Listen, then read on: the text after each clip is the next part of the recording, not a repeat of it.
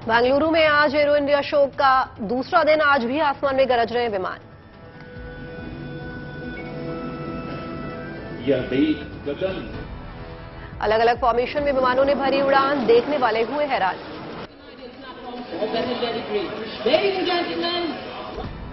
Sri Lanka air force station पर fighter jets के साथ हेलीकॉप्टर्स भी दिखा रहे हैं ताकत। एरो शो पर दुनिया की नजर। भारत साल 2024 तक रक्षा निर्यात में 25,000 करोड़ के लक्ष्य को हासिल करना चाहता है। एरो इंडिया शो बन सकता है मददगार। एरो इंडिया 2023 की थीम है the runway to a billion opportunity. कार्यक्रम में 98 देश ले रहे हैं हिस्सा।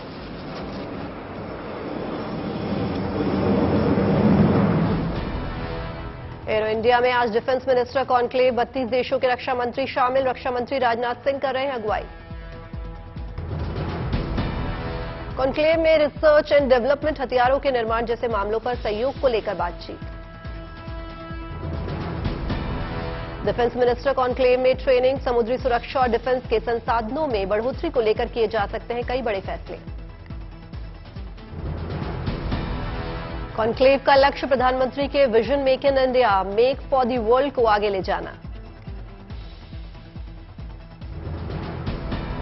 बेंगलुरु में army chief general Manoj Pande ने कहा, 8 से 10 सालों में भारतीय वायुसेना स्वदेशी हथियारों से जंग लड़ने में होगी सक्षम।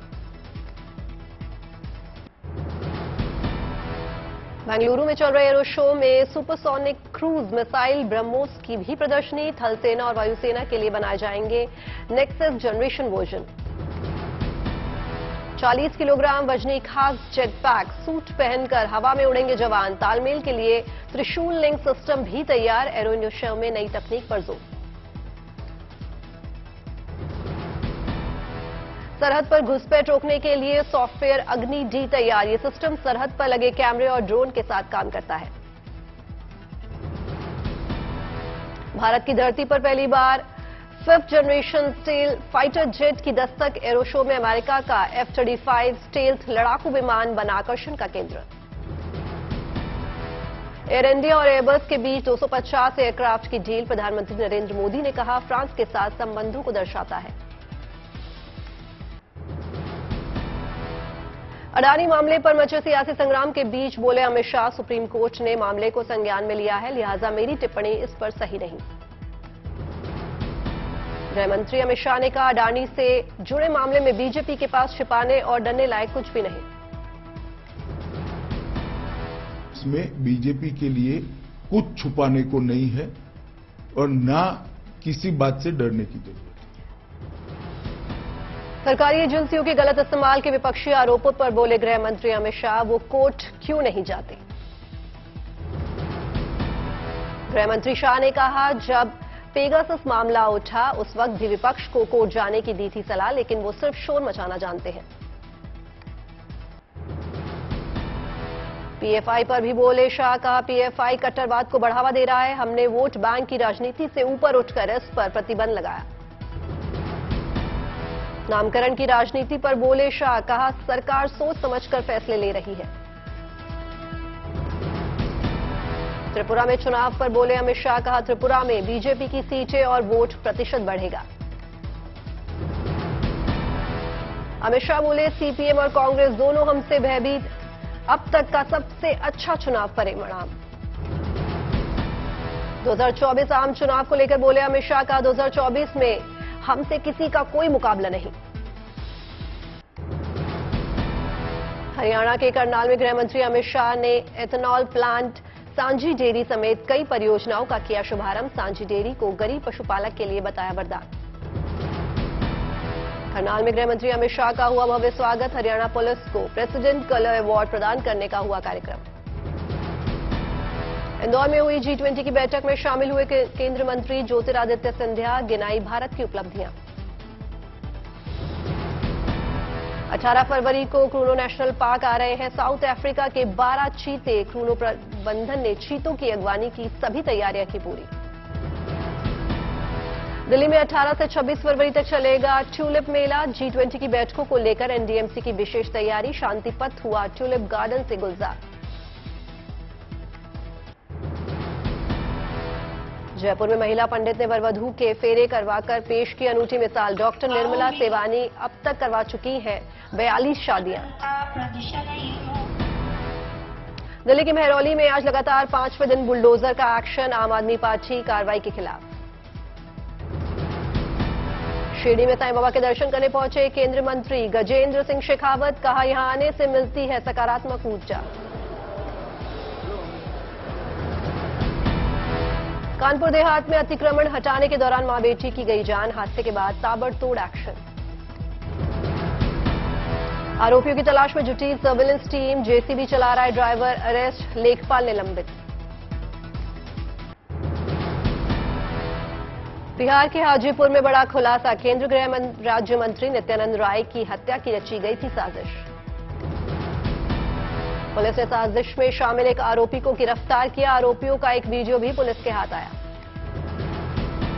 वीडियो में आरोपी नित्यानंद राय की सुपारी लेने की बात कर रहे हैं। वीडियो की हो रही है जांच। आरोप है कि शिवरात्रि की शोभा यात्रा के दौरान केंद्रीय मंत्री को गोली मारने की साजिश थी, लेकिन उससे पहले ही मामले का खुलासा हो गया। जन अधिकार पार्टी के अध्यक्ष पप्पू यादव के काफिले की गाड़ियां सड़क हादसे का शिकार। कई लोग हुए घायल।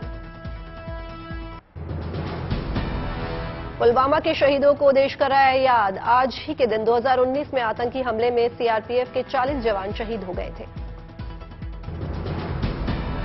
सीआरपीएफ ने पुलवामा के लेथपोरा में एक खास कार्यक्रम का किया आयोजन। शहीदों को दी गई श्रद्धांजलि। पुलवामा के शहीदों को पीएम मोदी ने ट्वीट कर दी श्रद्धांजलि। लिखा, कभी नहीं भूल सकते शहीदों का सर्वोच्च बलिदान। राहुल गांधी ने भी पुलवामा के शहीदों को किया याद। ट्वीट कर लिखा, आतंकी हमले के बीच शहीदों को भावभीनी श्रद्धांजलि। पुलवामा आतंकी हमले का भारत ने दिया था जवाब। बालाकोट में की थी सर्जिकल स्ट्राइक। मारे गए थे दर्जनों आतंकी। भारतीय नौसेना की पहल। नेवी की महिला अफसरों की जीप रैली को आज दिल्ली के इंडिया गेट से लोंगवाला के लिए रवाना किया गया। नेवी महिला अफसरों की रैली 2300 किलोमीटर का सफर करेगी। मकसद महिला सशक्तिकरण के साथ लड़कियों को नेवी ज्वाइन करने के लिए प्रोत्साहित करना है। पाली में भक्तों का भगवान के साथ वैलेंटाइन। फूलों से बना दिल और चॉकलेट भगवान को किया अर्पित। वैलेंटाइन डे पर खास अंदाज में सजे बाजार। लोगों को लुभा रहे तरह तरह के गिफ्ट्स और लाल गुलाब। जमकर की जा रही है खरीदारी। मंडी में 19 फरवरी से 25 फरवरी तक मनाया जाएगा अंतर्राष्ट्रीय शिवरात्रि महोत्सव। तैयारियां पूरी। जमीयत उलेमा-ए-हिंद के अध्यक्ष अरशद मदनी के बयान पर बवाल जारी। जैन मुनि लोकेश के समर्थन में अखिल भारतीय जैन सभा का आयोजन। जैन सभा में लोकेश मुनि को किया गया सम्मानित। लोकेश बोले, जैन होने की वजह से मैं मदनी को करता हूं माफ, लेकिन सब कुछ इस्लाम से आया, ये नहीं कर सकता बर्दाश्त। मदनी पर केंद्रीय मंत्री गिरिराज सिंह का विवादित बयान। कहा, बंटवारे के वक्त ऐसे लोगों को भेज देना चाहिए पाकिस्तान। जिन्ना की सोच वाले लोग हैं, जिन्ना के सोच वाले लोग भारत में अमन चैन को खराब करने की कोशिश कर रहे हैं। जेडीयू ने अपने पूर्व एमएलसी गुलाम रसूल बलियावी के बयान से झाड़ा पल्ला। बलियावी ने कहा था कि आतंकियों से निपटने के लिए सेना में होनी चाहिए 30% मुसलमानों की भर्ती। दिल्ली मुंबई में बीबीसी दफ्तर में आयकर विभाग का सर्वे। आज सुबह पहुंची आयकर की टीम। 20 से 22 जगहों पर आयकर की टीम का सर्वे जारी। बीबीसी दफ्तर पहुंचे आयकर की टीम ने बीबीसी कर्मचारियों के फोन किए जब्त। कर्मचारियों को दफ्तर के बाहर भेजा। बीबीसी दफ्तर को पूरी तरह से किया सील। वारंट आपको पता है, वारंट सील हो चुका है, देखा हुआ वारंट। तो आप लोग फोन रखो। आराम से तो बात करो भैया। फोन गेट खुलवा रहे हैं आप 10 से 10 मिनट से। गेट क्यों खुलवा रहे हैं आप लोग? ऐसे बिना वारंट के गेट खोलेंगे? वारंट आपको पता है, वारंट सील हो चुका है। बीबीसी पर अंतर्राष्ट्रीय टैक्स में गड़बड़ी के आरोप। लंदन हेडक्वार्टर्स को दी गई जानकारी। महबूबा मुफ्ती ने किया ट्वीट। सच बोलने वालों पर हो रहा है हमला, चाहे वो मीडिया हाउस हो या फिर एक्टिविस्ट। कांग्रेस ने बीबीसी पर आयकर की कार्रवाई का किया विरोध। जयराम रमेश ने इसे अघोषित आपातकाल करार दिया। मांग कर रहे हैं अडानी के मामले में, और वहां सरकार बीबीसी के पीछे पड़ी हुई है। विनाशकाले विपरीत बुद्धि। कांग्रेस नेता इमरान प्रतापगढ़ी ने कहा, कलम का सिर किया जा रहा है कलम। आम आदमी पार्टी के नेता सौरभ भारद्वाज ने कहा, बीबीसी दफ्तर पर छापे से देश शर्म से झुका। बीजेपी प्रवक्ता गौरव भाटिया ने बीबीसी पर आयकर की कार्रवाई को लेकर की प्रेस कॉन्फ्रेंस, कहा कांग्रेस और समाजवादी पार्टी के लिए चिंता का विषय। बीजेपी ने कहा, कोई भी एजेंसी हो, चाहे वो मीडिया से ही जुड़ी हो, अगर वो भारत में काम कर रही है तो उसे देश का कानून मानना होगा। गौरव भाटिया बोले, आयकर विभाग को अपना काम करने दे, दूध का दूध और पानी का पानी हो जाएगा। अगर कुछ गलत किया नहीं है, कानून का पालन किया है, तो फिर डर कैसा, फिर चिंता कैसी। बीजेपी ने बीबीसी पर लगाई आरोपों की झड़ी, कहा बीबीसी का भारत के खिलाफ बेहद काला इतिहास रहा, पत्रकारिता की ओट में अपना एजेंडा आगे बढ़ाया। बीजेपी का आरोप, आतंकी बुरहान वानी को बीबीसी ने करार दिया था करिश्माई युवा आतंकी। 2035 से पेट्रोल डीजल से चलने वाली कारें हो जाएंगी बंद, यूरोपीय संघ के देशों में बनी सहमति, 27 यूरोपीय देशों में लागू होंगे नियम। त्रिपुरा में चुनाव प्रचार के आखिरी दिन सभी पार्टियों ने झोंकी ताकत, सभी 60 सीटों पर 16 फरवरी को वोटिंग, 2 मार्च को आएंगे नतीजे। नागालैंड चुनाव के लिए बीजेपी का संकल्प पत्र आज, मेघालय के लिए बीजेपी कल जारी कर सकती है चुनावी घोषणा पत्र। गांधीनगर बस स्टैंड पर सीएम भूपेंद्र पटेल ने कई बसों को हरी झंडी दिखाकर किया रवाना, फूलों से सजी बसें हुई रवाना। राजस्थान में पुलिस विभाग में हुआ बड़ा फेरबदल, 75 आईपीएस अफसरों के हुए तबादले। मुंबई में एसआरएमबी कॉर्पोरेट मीट माइंड स्पीक 2023 का आयोजन, पूर्व क्रिकेटर कपिल देव सहित एक्टर पंकज त्रिपाठी हुए शामिल। जीआईएस से निवेश जुटाने के मामले में गोरखपुर ओवरऑल चौथे पायदान पर रहा, गोरखपुर में 1.71 लाख करोड़ रुपए के निवेश के प्रस्ताव मिले हैं। गौतम बुद्ध नगर में 7 करोड़ 85 लाख करोड़, आगरा में 2 करोड़ 18 लाख और लखनऊ में 1 करोड़ 96 लाख के निवेश के प्रस्ताव मिले। उधमपुर में 61 साल के किसान ने पेश की मिसाल, नींबू और स्ट्रॉबेरी की खेती की बढ़ाई अपनी कमाई। गुवाहाटी में एक्स सर्विसमैन जॉब सेमिनार में हाथी के आने से मची अफरा तफरी, हाथी के जाने के बाद लोगों ने ली राहत की सांस।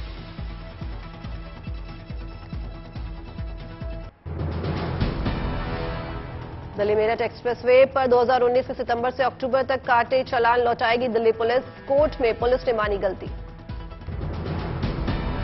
स्पीड पर नियमों की अनदेखी कर चालान काटने का था आरोप, कोर्ट में घिरी दिल्ली पुलिस।